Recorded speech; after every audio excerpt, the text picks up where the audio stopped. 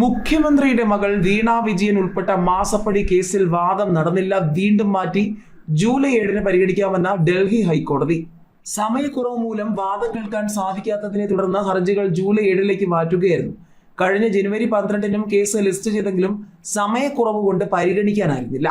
കഴിഞ്ഞ വർഷം ഒക്ടോബറിൽ കേസ് പരിഗണനയ്ക്ക് വന്നെങ്കിലും SFOയ്ക്കും കേന്ദ്ര സർക്കാരിനുമായി അഭിഭാഷകർ കോടതിയിൽ ഹാജരായില്ല. കമ്പനി രജിസ്ട്രാറുടെ അന്വേഷണ റിപ്പോർട്ട് ആവശ്യപ്പെട്ട CMRL നൽകിയ അപേക്ഷയിൽ കോടതി കേന്ദ്രത്തിന് നേരത്തെ നോട്ടീസ് അയച്ചിരുന്നു. അന്തിമവാദം തുടങ്ങാനിരിക്കെയാണ് കേസ് വീണ്ടും നീട്ടിയത്.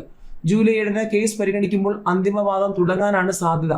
മുഖ്യമന്ത്രി പിണറായി വിജയന്റെ മകൾ വീണ വിജയന്റെ എക്സാലോജി കമ്പനിയും CMRLും തമ്മിലുള്ള സാമ്പത്തിക ഇടപാടുകളെ കുറിച്ചുള്ള അന്വേഷണമാണ് ED നടത്തിയത്. സേവനങ്ങൾ നൽകാതെ മാസപ്പടി ഇനത്തിൽ പണം കൈപ്പറ്റിയെന്ന ആരോപണത്തിലാണ് അന്വേഷണം. നേരത്തെ മുഖ്യമന്ത്രിയുടെ മകൾ വീണ വിജയന്റെ പേരിൽ ഉൾപ്പെടെ 4 കേസ്. ഹർജിക്കാരന് 40,000 രൂപ പിഴയിട്ടത് റദ്ദാക്കില്ലെന്ന് ഹൈക്കോടതിയിൽ വ്യക്തമാക്കിയിരുന്നു. അവധിക്കാല ബെഞ്ച് അടിയന്തരമായി പരിഗണിക്കണമെന്ന് ആവശ്യപ്പെട്ട് 4 കേസുകൾ ലിസ്റ്റ് ചെയ്തതിന് ചുമത്തിയ പിഴ റദ്ദാക്കാനാവില്ലെന്നാണ് ഹൈക്കോടതി എന്ന് വ്യക്തമാക്കിയത്.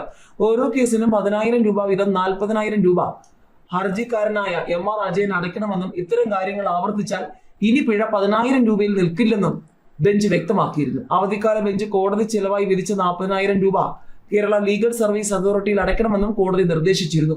മുഖ്യമന്ത്രിയുടെ മകൾ വീണയുടെ കമ്പനി എക്സാലോജിക്കും CMRLും തമ്മിലുള്ള ഇടപാട്, ശബരിമല സ്വർണ്ണക്കൊള്ള കേസിൽ CBI അന്വേഷണം ആവശ്യപ്പെടുന്ന ഹർജിയടക്കം 4 കേസുകൾ അവധിക്കാല ബെഞ്ചിൽ ലിസ്റ്റ് ചെയ്യിച്ചതിനാണ് കഴിഞ്ഞ ഡിസംബർ 23 കോടതി പിഴ ചുമത്തിയത്. ഇതിനെതിരെ ഹർജിക്കാരൻ പുനഃപരിശോധന ഹർജി നൽകുകയായിരുന്നു. എന്നാൽ ഹർജിക്കാരന്റെ നടപടി ദുരുദ്ദേശപരമാണെന്നും നടപടി പുനഃപരിശോധിക്കാൻ മതിയായ കാരണങ്ങളില്ലെന്നും വ്യക്തമാക്കി കോടതി റിവ്യൂ പെറ്റീഷൻ തള്ളുകയായിരുന്നു.